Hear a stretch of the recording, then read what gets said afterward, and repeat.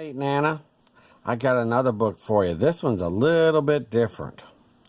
It's called Not Your Typical Dragon. Aunt Lydia likes this one too. And there's a castle, and there's a dragon. And he's got 2 teeth and itty bitty little wings. Let's see what kind of dragon he is. Oh my, now look at there. There's somebody there. Wow, there's 3 of them, 4 of them. Oh my, wonder who they are. Crispin Blaze was born into a proud family of fire-breathing dragons. Oh, that must be all the fire-breathing dragons in the family.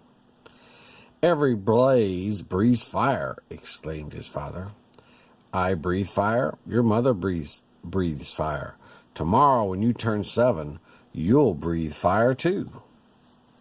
And he was showing him that that's what happens. Look at the family. You turn 7 and you can breathe fire. The little dragon imagined all the forest he would burn down. He dreamed of all the castles he could destroy. He also considered boiling water to make tea, but he didn't tell his father that. He didn't think he would like that. The next day, Crispin sat among his family and friends as a big cake was brought to the table. Who will light the birthday candles? His mother asked. I will, declared Crispin. He could feel a tingling inside his tummy.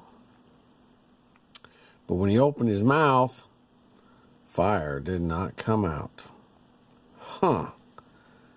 Something's not right.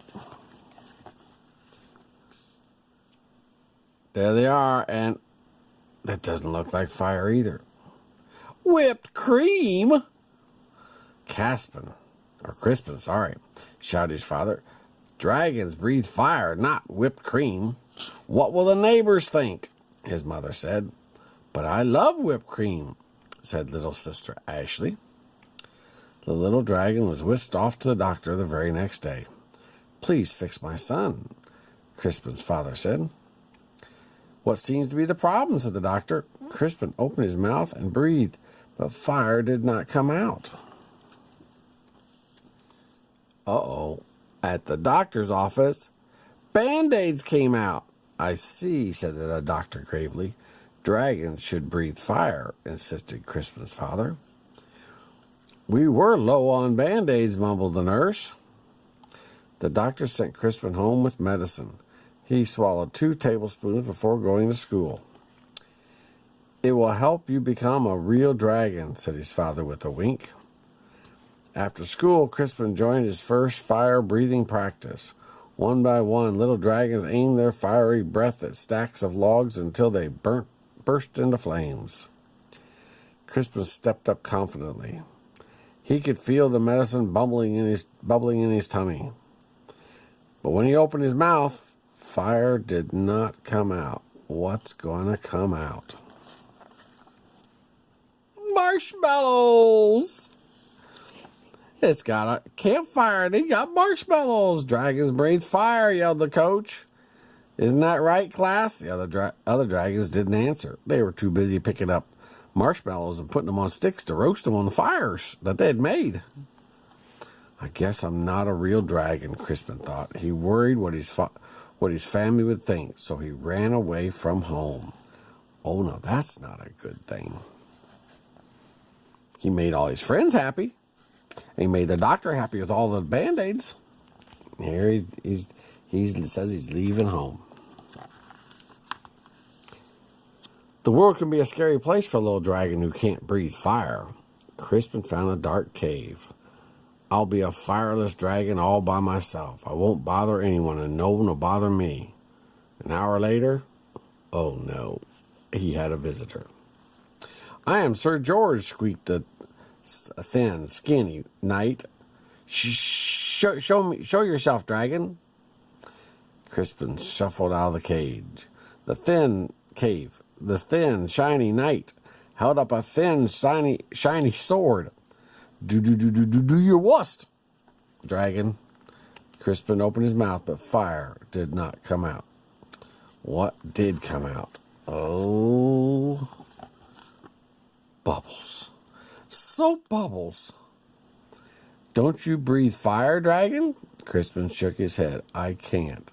Sir George moaned. But my father insists that I must fight a fire-breathing dragon. It even says here in my book that your typical dragon breathes fire. I'm not your typical dragon. Sir George sighed. I can't go home. Me neither, said Crispin. But then he had an idea. Maybe your book will tell us what to do. Bubbles came out. Of course, Sir George searched through the pages. It says it's probably just your diet. Sir George fed Crispin spicy curry, scorching chili, and blistering salsa. Crispin opened his mouth and fire did not come out. Red party streamers came out. At least they're the right color, said George kindly.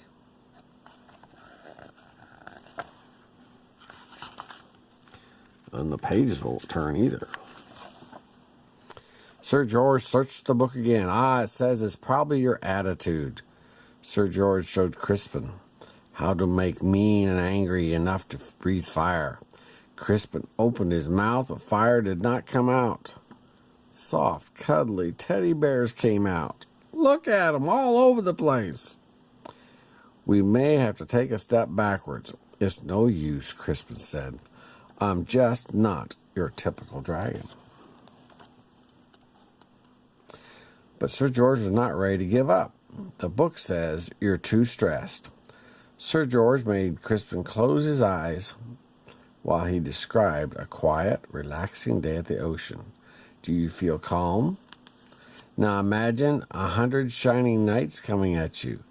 Crispin opened his mouth, but fire did not come out. Beach balls came out. Well, that's just plain weird. Well, he did go to the beach. Secretly, George was glad Crispin couldn't breathe fire. He liked the little dragon and didn't want to fight him. Crispin liked the shiny knight, too, but he missed his parents. Sir George, is getting dark. I want to go home. The shiny knight patted him on his back. Don't worry, little dragon. I will take you. Crispin's parents were relieved when he arrived home safely. Sir George was about to say goodbye when he heard a shout. There you are, boy. Why on earth are you playing with fire-breathing dragons? Because he's my friend, Father, whispered George. And besides, he doesn't breathe fire.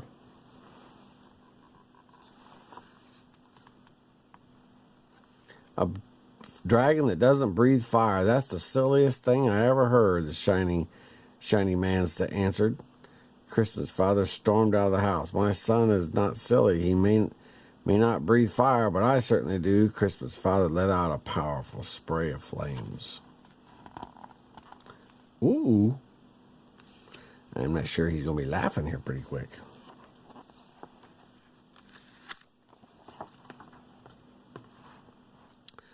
Do your worst, dragon, declared the shiny man.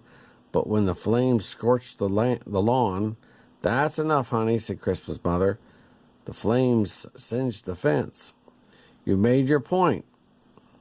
Dear, now stop showing off, she scolded. Then the flames ignited the roof. Crispin's father panicked. I can't stop breathing fire.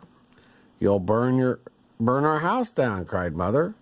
You'll burn down the whole neighborhood. Dragons came running from all directions. They knew how to start fires, but no one knew how to stop them. Crispin suddenly had a tingling in his tummy. He felt a bubbling in his belly. He opened his mouth, but fire did not come out. What can you imagine is going to come out? Let's see. What do they need most? Oh, a gush of water shot out. Crispin aimed the water at his father's flames. He saved the house. He saved the shining man, who wasn't looking so shiny anymore. Hooray for Crispin, everyone shouted. See the shiny man? Oh, yeah, he's a little bit grungy. Got the house turned out. Trees got put to fire out. You can put the book out. I even put the book out. Come on, I gotta turn the page. Come on, get the page turned here. On Crispin's next birthday, there was a big party. Family and friends came over from all over the land. Sir George and his family came too. Lots of dragons were dancing. Crispin stood with his mouth open wide. Fire still did not come out. Music came out instead. Your son, said an old uncle to Crispin's father. He's not your typical dragon, is he? No, replied Crispin's father proudly. My son is something special. Look at them all having a fun time. And then he jumped up and danced with Crispin. Look at their tiny little wings. Love you. Hope you enjoyed the not your typical little dragon.